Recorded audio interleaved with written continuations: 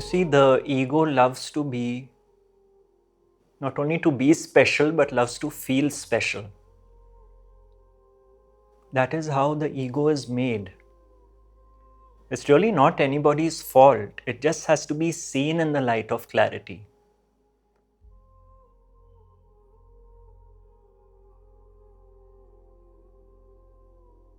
And it is very easy, you see, when we get experiences, whether in dreams, in meditation, or whatever it may be.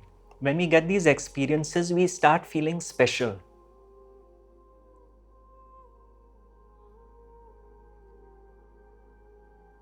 It happens because the ego's sense of self gets enhanced. Wow, I am the chosen one.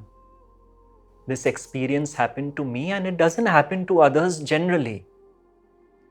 So this is a classic pitfall on the spiritual journey, that to be very careful not to get caught up in experiences.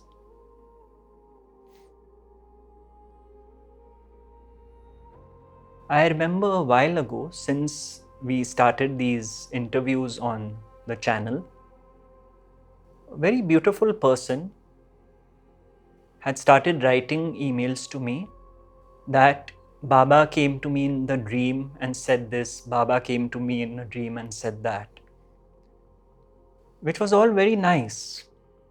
But I found that the emails were limited to this aspect. It didn't go on to that based on the dream, this happened in life, this is what I reflected on.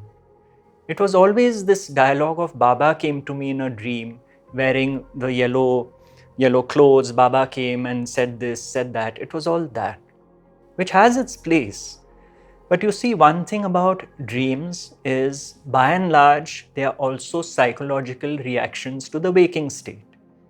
So let's say if something is on my mind all the time, it is bound to reflect in my sleep. Now, that apart, if we lose sight of this and we just start feeling special, Baba came to me in my dream, this is precisely what happens. You start feeling special, that you are the chosen one, and then the ego starts wearing this robe of look at me. And this went on and on. I kept getting an email every 10 days. And I found that there was no learning, there was no growth. What was the message? Was I contemplating on that message which came to me in a dream? And then in one of the earlier videos, I mentioned this. I mentioned that Baba came to me in a dream and told me, do not believe anyone who says that Baba came to them in their dream. You see, the joke of it is, that means don't believe me also, because I am saying Baba came to me in a dream and said, don't believe anyone who says Baba came to me in their dream. The point was very different. It was not to belittle the dream experience. It was to just show that, look, Baba may or may not come to you in your dream or in your meditation. For someone who does not dream of Baba, or Baba's vision does not appear in meditation, it does not mean they are any less than for someone who says so. The whole point is, in which scenario is the teaching being lived? Where you walk,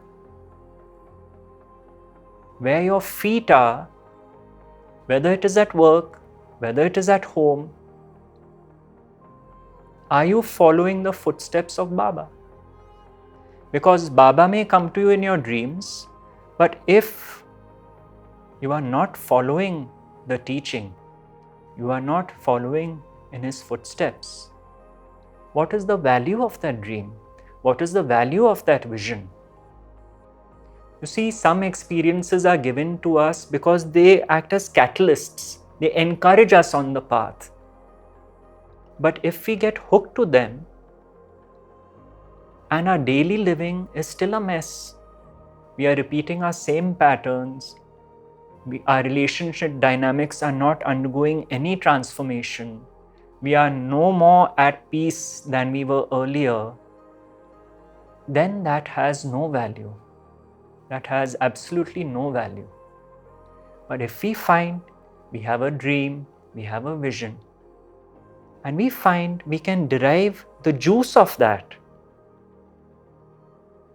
in our equations with not only people but events in our life, challenging circumstances, then that vision or dream has got translated into a very real experience of essence.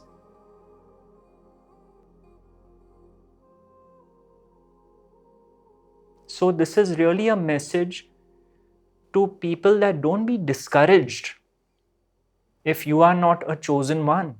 Because for all you know, your life is a life of more peace than someone who has these visions and is not at peace. Ultimately, it boils down to living the teaching day by day.